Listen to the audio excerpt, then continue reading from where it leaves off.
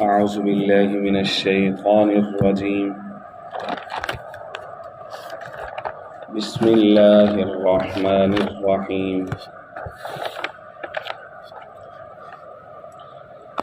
إنا أوحينا إليك كما أوحينا إلى نوح والنبيين من بعده وأوحينا إلى إبراهيم وإسماعيل وإسحاق ويعقوب والأسباط وعيسى وأيوب ويونس وهارون وسليمان وآتينا داود زبورا ورسلا قد قصصناهم عليك من قبل ورسلا لم نقصصهم عليك وكلم الله موسى تكليما رسلا مبشرين ومنذرين لئلا يكون للناس على الله حجة بعد الرسل وكان الله عزيزا حكيما آمنت بالله صدق الله العظيم. میرے انتہائی واجب الاحترام قابل صد احترام بزرگوں بھائیوں اور نوجوان ساتھیوں،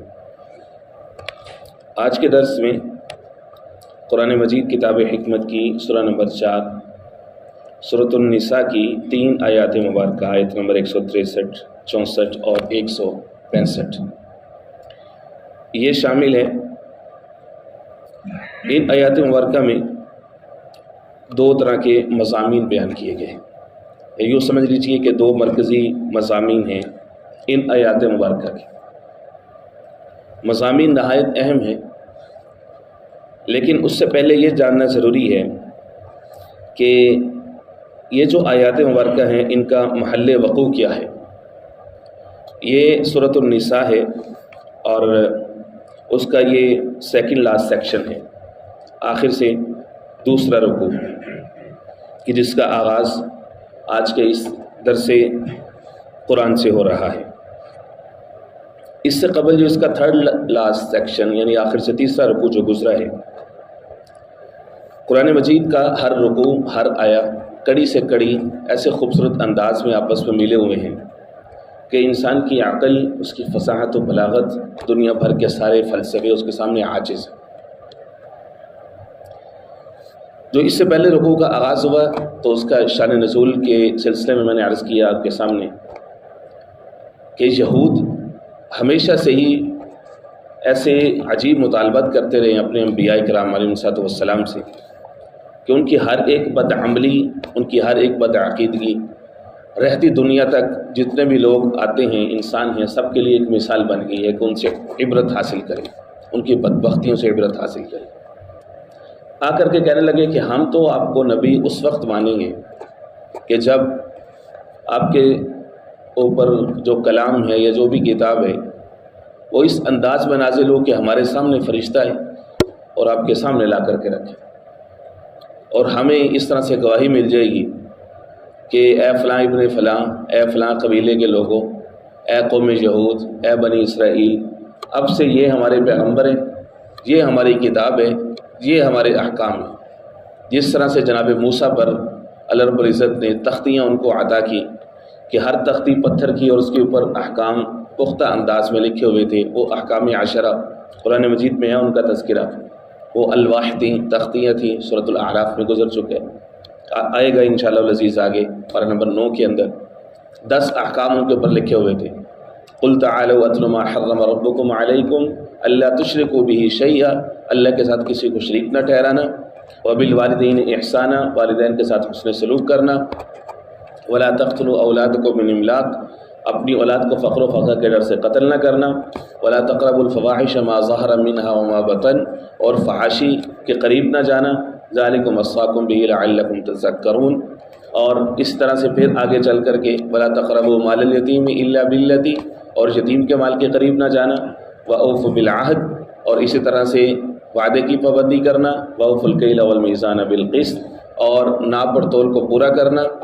پھر یہاں پر دوبارہ پھر فرمایا ذالکم وصاکم بہ لعلکم تذکرون، یہ تمہارا رب ہے تمہیں وصیت کر رہا ہے، حکم دے رہا ہے، اور پھر آخر میں فرمایا وَأَنَّ هَذَا صِرَاطِي مُسْتَقِيمًا فَاتَّبِعُوهُ، لوگوں یہ میرا سیدھا راستہ ہے جو مجھے اللہ کی طرف سے گائیڈ کیا گیا ہے، تم اس کے اوپر چلنا، وَلَا تَتَّبِعُوا السُّبُلَ فَتَفَرَّقَ بِكُمْ عَنْ سَبِيلِهِ، اور مختلف راستوں، مختلف فرقوں، اللہ کے حکم، اللہ کے احکام، آقا کریم علیہ الصلوۃ والسلام کے طریقوں سے ہٹ کر کے نہ چلنا کہ یہ چیز تمہیں گمراہ کر دے گی اور تمہیں آپس میں توڑ دے گی۔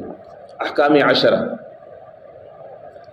کہنے لگے کہ جس طرح موسیٰ علیہ الصلوۃ والسلام کو احکام ملے تھے سب کے سامنے ظاہر، تو اسی طرح سے آپ پر بھی کوئی اس طرح سے کوئی فرشتہ نازل ہو جائے، کوئی اس طرح کا کلام آپ کے اوپر اسی طرح سے اترے تو ہم مانیں۔ اللہ رب العزت نے پچھلا پورا رکوع ان کو بیش کرنے، ان کو شرمندہ کرنے، ان کو ذلیل و رسوا کرنے، یہود کے اس جواب کا الزامی طریقے سے جواب دیا، اور دنیا کو ان سے نصیحت حاصل کرنے کو کہا کہ نہ تو ہر سوال پوچھنے کے لیے ہوتا ہے اور نہ ہی ہر سوال جواب دینے کے لیے ہوتا ہے۔ اصل میں کچھ سوالوں کا مقصد جو ہے وہ احقاق حق نہیں ہوتا، حق کو پوچھنا، حق کو ثابت کرنا، سیدھے راستے پہ آنا نہیں ہوتا، بلکہ سوال برائے سوال ہوتے ہیں، صرف اور صرف جس سے پوچھا جا رہا ہے اس کو اپنی تئیں اپنی کوشش کے مطابق اس کو لاجواب کرنا مقصود ہوتا ہے۔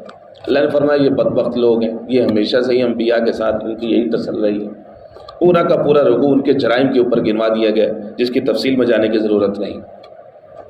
اب یہ والا جو رکوع ہے اس میں اللہ رب العزت اس کا ایک تحقیقی انداز میں اس کا جواب دے رہے، تاکہ وہ یہ نہ کہیں کہ جی آپ نے الٹا تو ہمارے جرائم کی فہرست گنوا دی، ہمیں الٹا آپ نے مطعون تو کر دیا، لیکن ہمارا سوال تو اپنی جگہ پہ ہے کہ اکٹھا کیوں نہیں نازل ہوا۔ اللہ نے فرمایا کہ تمہارا حال یہ ہے، تم جو موسیٰ علیہ الصلوۃ والسلام کی مثالیں دیتے ہو، تم نے ان کی شریعت پر کتنا عمل کیا، اور جن انبیاء کی تم بات کرتے ہو کہ موسیٰ علیہ الصلوۃ والسلام اور دیگر انبیاء ان سب کے ساتھ اللہ کا معاملہ تھا کہ ان کے اوپر کتاب نازل ہوتی تھی، اکٹھی نازل ہوتی تھی، پتہ چلتا تھا لوگوں کو۔ اللہ نے فرمایا کہ وہ سارے ہمارے نبی تھے۔ انا اوحینا الیک کما اوحینا الی نوح والنبیین من بعد، فرمایا کہ جناب نوح علیہ الصلوۃ والسلام وہاں سے شروع ہو جائیں اور جناب عیسیٰ علیہ الصلوۃ والسلام تک آئیں۔ یہ سارے کے سارے انبیاء اصل میں ایک ہی لڑی کے اندر پروئے ہوئے تھے۔ اس کو یوں ہی سمجھیں کہ ایک ہی کینڈل تھی، ایک ہی مشعل تھی، لا الہ الا اللہ، جو جناب آدم علیہ الصلوۃ والسلام سے چلی انسانیت کو ہدایت دینے کے لیے اور گمراہ انسانیت کو، ظلمت کی تاریکی میں ڈوبی انسانیت کو روشنی فراہم کرنے کے لیے، ان کو راستہ دکھانے کے لیے۔ جیسے قدیم زمانے میں ہوتا تھا کوئی قافلہ جو ہے وہ جا رہا ہے، کوئی جہاد کی کمپین جاری ہے، یا ویسے کوئی ٹور کی کوئی کمپین جا رہی ہے، تو کیا ہوتا تھا کہ ایک مشعل بردار ایک دست ہے، یہ ایک شخص ہے اور سب سے آگے، تو سب کو وہ ٹارچ یا وہ چیز نظر آ رہی ہے، وہ روشنی، تو سارے کے سارے لوگ اب اس کے پیچھے پیچھے چلے جا رہے ہیں۔ تو اس طرح سے ان کا سفر کٹ رہا ہے اور ان کو سیدھا راستہ، جس راستے پر وہ جا رہے ہیں تو وہ راستہ ان کو گائیڈ ہو رہا ہے۔ تو جناب آدم علیہ السلام کو رب العزت نے جو مشعل دی لا الہ الا اللہ کی، وہ وہاں سے پاس ہوتی ہوتی جناب نوح علیہ السلام ہے، اور پھر اسی طرح سے آگے چل کر کے انبیاء جو دو مختلف جنریشنز میں تقسیم ہو جاتے ہیں، بنو اسرائیل میں، بنو اسماعیل میں، وہ سب کے سب جناب ابراہیم، جناب یعقوب، جناب اسحاق، اس طرح جناب موسیٰ، جناب عیسیٰ، وہ ساری کی ساری اس طرح سے ٹریول کرتی کرتی وہ جناب محمد رسول اللہ صلی اللہ علیہ وآلہ وسلم تک پہنچی۔ وہ مشعل ایک ہی تھی، وہ پیغام ایک ہی تھا، وہ نور ایک ہی تھا، وہ لائٹ اور وہ ٹارچ اور وہ کینڈل ایک ہی تھی۔ اللہ رب العزت نے فرمایا کہ یہ سارے انبیاء ایک ہی پیغام لے کر کے، یہ تم یہود نے جو ہے وہ اپنی طرف سے تم ریسزم میں پڑ گئے، تم سپیریورٹی انفیریورٹی کمپلیکس میں پڑ گئے کہ یہ نبی ہمارے نہیں۔ یہ جو عرب سے آئے ہیں ان سے تو وہ بالکل لا تعلق کا اظہار کرتے تھے، جناب ہود ہیں، جناب صالح ہے، جناب شعیب ہیں، تو عرب کے ساتھ ان کی دشمنی بڑی پرانی ہے شروع سے۔ وہ الگ سے ایک پورا موضوع ہے کہ جناب ابراہیم علیہ السلام کی جو دو بیویاں تھیں، اما ہاجرہ اور اما سارہ، تو ان دونوں سے ایک ایک بیٹا پیدا ہوا۔ اما سارہ نے جناب اسحاق کو جنم دیا، اما ہاجرہ نے جناب اسماعیل علیہ السلام کو جنم دیا، اور پھر جناب اسحاق علیہ السلام سے جناب یعقوب علیہ السلام پیدا ہوئے۔ یعقوب علیہ السلام کا لقب اسرائیل تھا، یہیں سے ان کی اولاد آگے چڑھی، 12 قبیلے تھے، ان سب کو بنی اسرائیل کہتے ہیں۔ تو وہ اپنے آپ کو اس نسل سے آنے کی وجہ سے بہت سپیریئر کہتے ہیں کہ ہم سارہ سے ہیں۔ Sarah she was free woman, وہ ایک آزاد خاتون تھی، جبکہ Hajra she was gifted woman, ان کو گفٹ کیا گیا تھا ایک بادشاہ کی طرف سے، حالانکہ تھی وہ بھی آزاد۔ اس زمانے میں یہ رواج تھا کہ لوگ آنر کرتے تھے اپنے یہاں، جو گیسٹ آتے تھے اپنی بیٹی جو ہے وہ ان کو سونپ دی، ان کے نکاح میں دے دی۔ اس طرح سے ہاجرہ ابراہیم علیہ السلام کے نکاح میں آ گئی۔ تو ابراہیم علیہ السلام نے اللہ رب العزت کے حکم سے یہ ڈیسائیڈ کیا کہ ان کو لے کر کے بے آب و گیا وادی میں جانے۔ مکۃ المکرمہ آباد ہوا، وہاں سے ایک عرب اور بنو اسماعیل کی ایک نسل چلی ہے، تو یہود شروع سے ہی اوائل سے ہی اس تقسیم کو انہوں نے دل پہ لیا ہوا ہے۔ آج تک وہ امت مسلمہ سے نفرت اور بغض کی سب سے بڑی وجہ یہ ہے۔ پورا آپ اس اشراق کا جو لٹریچر ہے مغرب کا، ویسٹ کا، اکیڈیمیا کا، آپ پڑھ کے دیکھیں کہ وہ مسلمانوں کو کس طرح سے اپنی طرف سے ذلیل کرنے کی کوشش کرتے ہیں۔ حجرانی کہتے ہیں لوگ، حجرانی کا مطلب ہم حاجرہ کی نسل سے چلنے والے جو انبیاء ہیں یہ ان کے ماننے والے۔ اللہ نے فرمایا کہ تمہاری تو ایک ہسٹری ہے، تم اللہ کے نبیوں کے ساتھ اسی طرح سے کرتے رہے ہو۔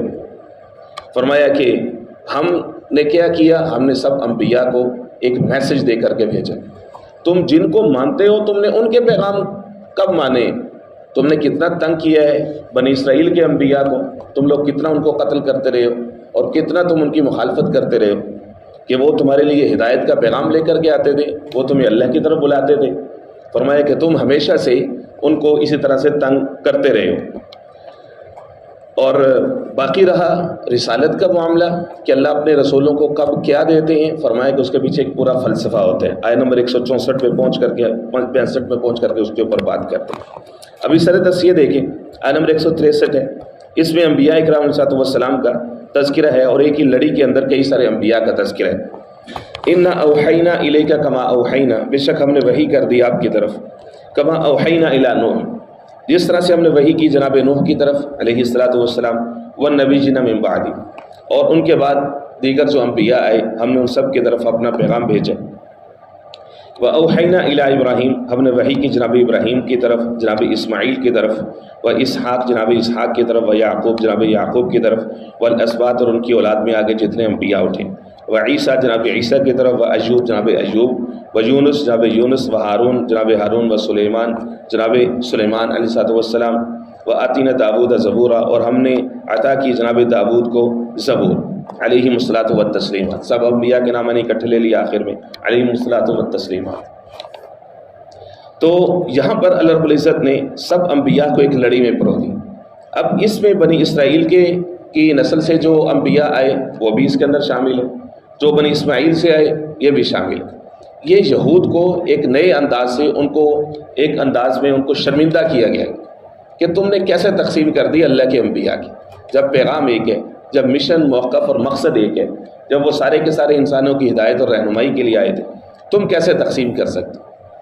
اس میں ایک اور بات نوٹ کرنے والی ہے، وہ یہ ہے کہ جناب داود کو ہم نے زبور عطا کی۔ زبور جو ہے وہ دراصل کوئی قانون کی بک نہیں تھی، حلال حرام، جائز ناجائز، اسی طرح سے کسی بھی معاشرے کی معاشرت کے احکام کیا ہیں، سیاست کے احکام کیا ہیں، معیشت کے احکام کیا ہیں، فیملی لاز کیا ہیں، وہ نہیں تھی۔ زبور دراصل ایک گیتوں کا مجموعہ تھی اللہ رب العزت کے، اس میں تعریف تھی، حمد تھی، اور جناب داود علیہ السلام خاص طور پر اللہ رب العزت نے ان کو معجزے کے طور پر لحن عطا کیا ہوا تھا، ایسا خوبصورت گلا کہ وہ جب اس کی تلاوت کرتے تھے، اس کو پڑھتے تھے، سورہ صاد کے اندر موجود ہے، انا سخرنا الجبال معہ یسبحن بالعشی والاشراق، تو پہاڑ، پرندے، ساری چیزیں اسی رسم کے اندر ان کے ساتھ مل کر کے وہ پڑھا کرتے تھے۔ تو فرمایا کہ یہ سارے انبیاء ہیں ہمارے، ہم نے ان سب کو ایک کام سونپا تھا، وَرُسُلًا قَدْ قَصَصْنَاهُمْ عَلَيْكَ مِن قَبْلُ، فرمایا بھی سنو کہ کچھ رسول ہیں کہ ہم نے ان کے قصے آپ پر بیان کر دیے ہیں جو آپ سے پہلے گزرے ہیں، وَرُسُلًا لَمْ نَقْصُصْهُمْ عَلَيْكَ، کچھ رسول ہیں جن کے ہم نے آپ پر قصے بیان نہیں کیے، وَكَلَّمَ اللَّهُ مُوسَىٰ تَكْلِيمًا، اور اللہ رب العزت سے نے کلام کیا موسیٰ علیہ السلام سے کلام کرنا۔ اب یہاں پر دو مزید باتیں سمجھنے کی، ایک یہ ہے کہ قرآن مجید کے اندر متعدد مقامات پر انبیاء کا گلدستہ موجود ہے کہ آیا ایک یا دو ہوتی ہیں، ایک ہی مقام ہوتے ہیں، اس میں جو ہے وہ کئی سارے انبیاء کرام علیہ السلام کو اکٹھا کیا جاتا ہے۔ مثال کے طور پر جیسے ایک آیا یہ 162 سورہ نساء کی، اب پہلے سپارے سے شروع ہو جائیں، پہلے سپارے کا اختتام ہو رہا ہے، قولوا آمنا باللہ وما انزل الینا وما انزل الی ابراہیم واسماعیل واسحاق ویعقوب والاسباط وما اوتی موسیٰ وعیسیٰ وما اوتی النبیون من ربہم، ایک ہی جگہ پر جو ہے وہ متعدد انبیاء کا تذکرہ موجود ہے۔ تیسرے پارے کے آخر میں بھی آئی نہیں، اسی طرح سے جہاں پر وما اوتی موسیٰ وہاں پر یہ الفاظ نہیں ہیں، لیکن باقی انبیاء کا تذکرہ وہاں پر بھی موجود ہے۔ اسی طرح سے آپ دیکھیں سورۃ الانعام کے اندر، وہاں پر بھی انبیاء کرام علیہ السلام کا اکٹھا ایک ہی مقام پر تذکرہ موجود ہے، وَكُلًّا هَدَيْنَا وَنُوحًا هَدَيْنَا وَمِن قَبْلُ وَذُرِّيَّتِهِ وَدَاوُودَ وَسُلَيْمَانَ وَأَيُّوبَ وَيُوسُفَ وَمُوسَىٰ وَهَارُونَ وَكَذَٰلِكَ نَجْزِي الْمُحْسِنِينَ وَزَكَرِيَّا وَيَحْيَىٰ وَعِيسَىٰ وَإِلْيَاسَ كُلٌّ مِّنَ الصَّالِحِينَ وَإِسْمَاعِيلَ وَالْيَسَعَ وَيُونُسَ وَلُوطًا وَكُلًّا فَضَّلْنَا عَلَى الْعَالَمِينَ۔ یہ وہ مقام ہے جہاں پر انبیاء کرام علیہ السلام کا اکٹھا تذکر ہے۔ سورۃ الانبیاء پارہ نمبر 17 میں، وہاں پر سورہ ہود کے اندر، اسی طرح سے سورۃ الشعراء کے اندر مختلف مقامات پر انبیاء کرام علیہ السلام کا اکٹھا جو ہے وہ تذکرہ موجود ہے۔ اس سے معلوم ہوتا ہے کہ وہ سارے کے سارے ایک ہی مشن لا الہ الا اللہ، یہ انسانیت کو سکھانے کے لیے آئے تھے، انسانوں کو یہ بتانے کے لیے کہ تمہارا رب ہے، تمہارا خالق ہے، تمہیں اسی کی طرف جانا ہے۔ دوسرا نقطہ اس میں یہ ہے وَكَلَّمَ اللَّهُ مُوسَىٰ تَكْلِيمًا، یہ یہود کو جواب دیا ایک اور انداز میں کہ موسیٰ علیہ السلام سے اللہ نے کلام کیا، تمہارا کیا کلام، تمہارا کیا کمال ہے؟ تم موسیٰ علیہ السلام کو محض اس لیے نبی مانتے ہو کہ موسیٰ علیہ السلام سے اللہ نے کلام کر لی، اللہ تو سب سے کلام کرتے۔ موسیٰ علیہ السلام کو اللہ رب العزت نے ایک پریولیج دی، انہوں نے خواہش کا اظہار کیا۔ اللہ رب العزت اپنے انبیاء کے معاملے میں بڑے غیرت مند ہوتے، تو رب العزت نے ان سے کلام کر لیا۔ لیکن ہمارے پیغمبر دیکھو، ہمارا اصل مقصد یہ تو نہیں ہوتا کہ تم معجزات کا تقابل شروع کر دو۔ اصل جو مقصد ہے، اصل جو فلسفہ ہے جو اللہ رب العزت انبیاء کو بھیجتے ہیں، وہ یہ آیت نمبر 165 کے اندر ہے، رسلا مبشرین و منذرین لئلا یکون للناس علی اللہ حجۃ بعد الرسل۔ یہ آیت بہت بھاری ہے، سمجھ لیجیے کہ پورے قرآن مجید کا خلاصہ ہر اس آیت کے اندر ہوتا ہے کہ جس کے اندر انذار اور تبشیر کا تذکرہ ہوتا ہے۔ فرمایا کہ رسولوں کو ہم نے بھیجا مبشرین، خوشخبری دینے والے بنا کر، ومنذرین، اور ڈر سنانے والے بنا کر، لئلا یکون للناس علی اللہ حجۃ بعد الرسل، تاکہ لوگوں کے لیے اللہ پر یا اللہ کے مقابلے میں یا اللہ کے خلاف کوئی حجت نہ رہے بعد الرسل، رسولوں کو بھیجنے کے بعد۔ امیجن کیجئے کہ کوئی رسول نہیں ہے، کوئی انبیاء نہیں آئے، صرف اور صرف رب العزت نے انسانوں کو بس پیدا کیا ہے، 5 6 7 8 ارب پیدا کر دیے، اور جب سب مر گئے اور اب اللہ رب العزت کی مشیت یہ ہے کہ سب سے حساب کتاب لینے at the day of judgement, ٹھیک ہے جی، سب لوگ ریسریکٹ ہوئے، اللہ کے دربار میں کھڑے ہو گئے۔ اب اللہ رب العزت ہر ایک سے پوچھتا ہے، ہاں بھائی فلاں ابن فلاں، تمہیں ہم نے عقل دی تھی، تمہیں ہم نے سمجھ دی تھی، شعور دیا تھا، نیکی بدی تمہارے اندر انیٹ رکھی تھی، تم نے فلاں فلاں گناہ کیوں کیا، ہمارے راستے سے ہٹ کر کے کیوں چلے، تم نے ہماری پہچان حاصل کیوں نہیں کی کہ تمہارا خالق اور مالک کون ہے۔ اب کیا ہوگا؟ اللہ رب العزت کا یہ پوچھنا بعینہ ہی انصاف ہے، 100%، بلکہ اس سے بھی زیادہ سمجھ لیجیے کہ جسٹس کو سرو کیا جا رہا ہے، بالکل بے انصافی نہیں ہے کسی سے یہ پوچھنا۔ کوئی شخص یہ نہیں کہہ سکتا کہ جی مجھ سے یہ سوال کیوں ہو رہے ہیں، کیوں؟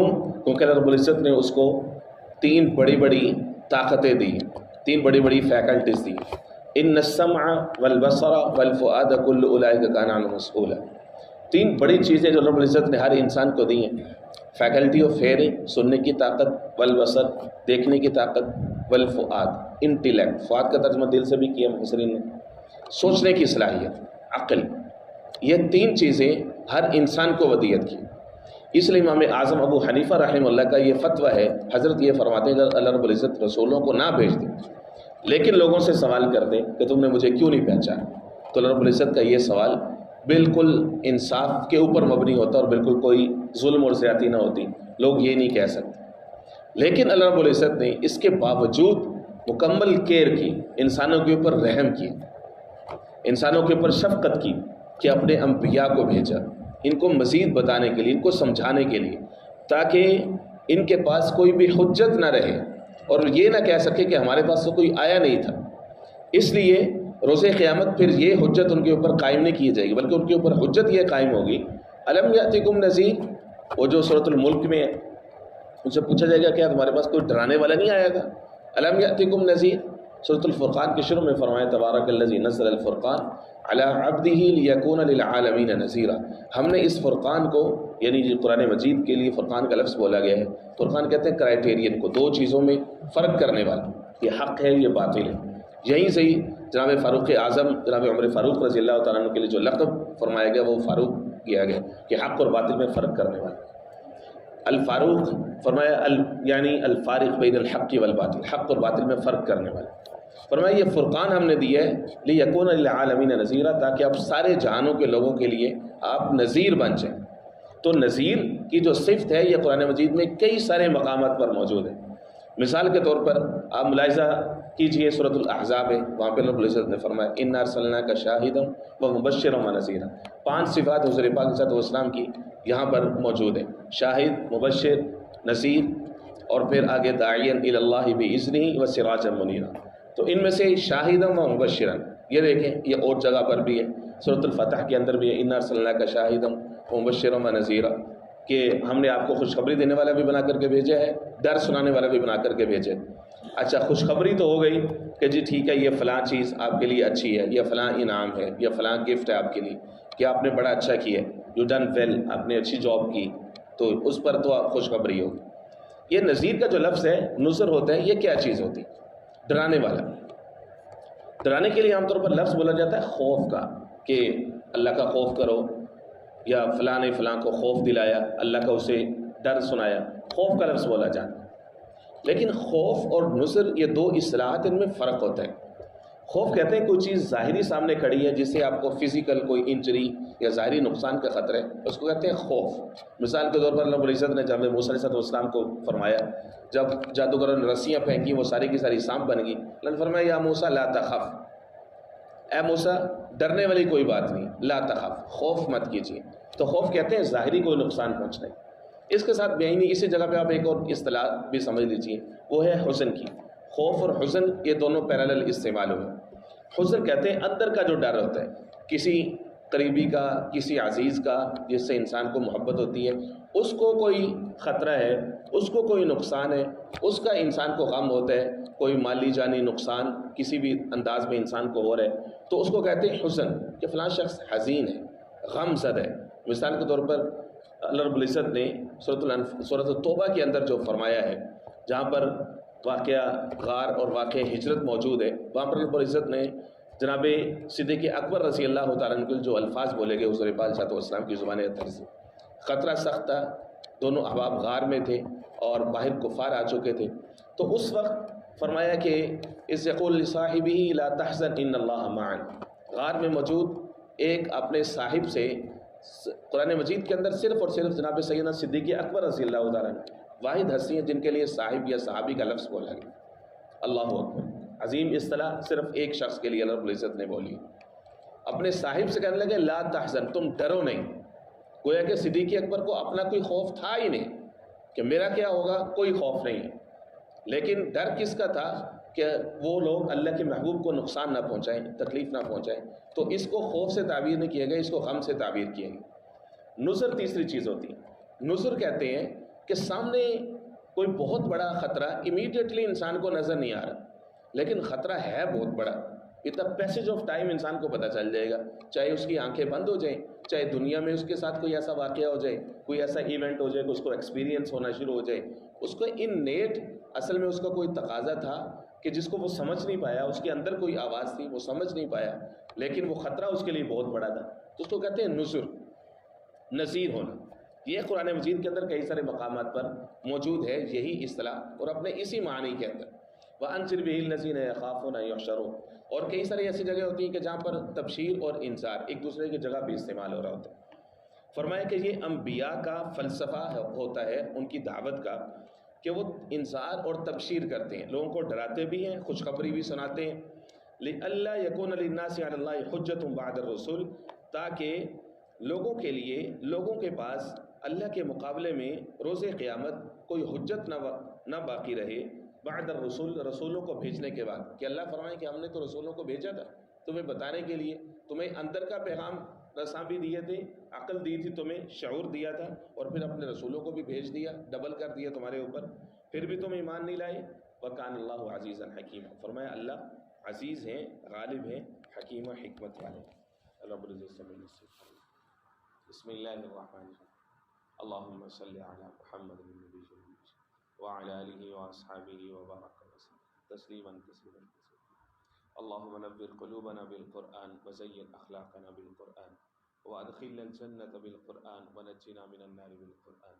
يا رحيم يا رحمن يا رحيم يا رحمن.